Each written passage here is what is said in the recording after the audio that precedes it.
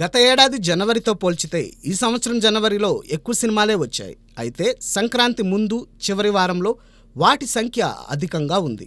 ఈ ఏడాది తొలి రోజే ప్రముఖ గాయని సునీత తనయుడు ఆకాష్ గోపరాజు హీరోగా పరిచయమైన సర్కారు నౌకరీతో మొదలైంది. దర్శకేంద్రుడు కె రాఘవేంద్రరావు నిర్మించిన ఈ సినిమాతో గంగనమోని శ్రీధర్ దర్శకుడిగా పరిచయమయ్యాడు.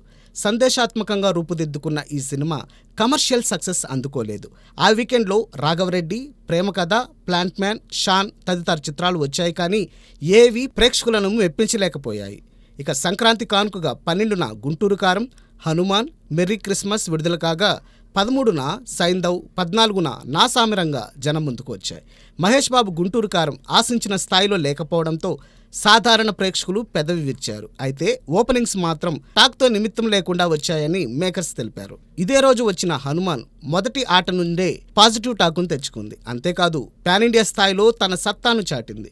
చిన్న సినిమాగా విడుదలై ఘన విజయాన్ని సొంతం చేసుకుని మొదటి 15 రోజుల్లో 250 కోట్ల గ్రాసును వసూలు చేసింది.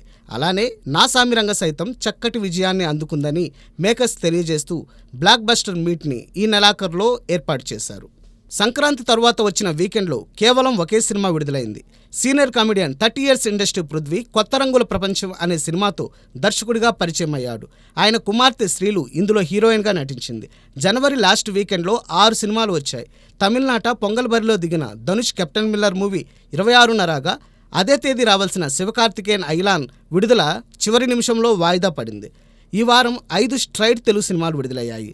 అందులో హన్స్గా సింగిల్ క్యారెక్టర్ చేసిన 105 మినిట్స్ సినిమా కూడా ఉంది. సాయి కుమార్ మూడో కన్నుతో పాటు ప్రేమలో, రామ్, బిఫోర్ మ్యారేజ్ చిత్రాలు వచ్చాయి, కానీ ఇవేవి అనుకున్న రీతిలో ప్రేక్షకులను మెప్పించలేకపోయాయి. సో మరో మాట లేకుండా జనవరి నెల హనుమాన్దే.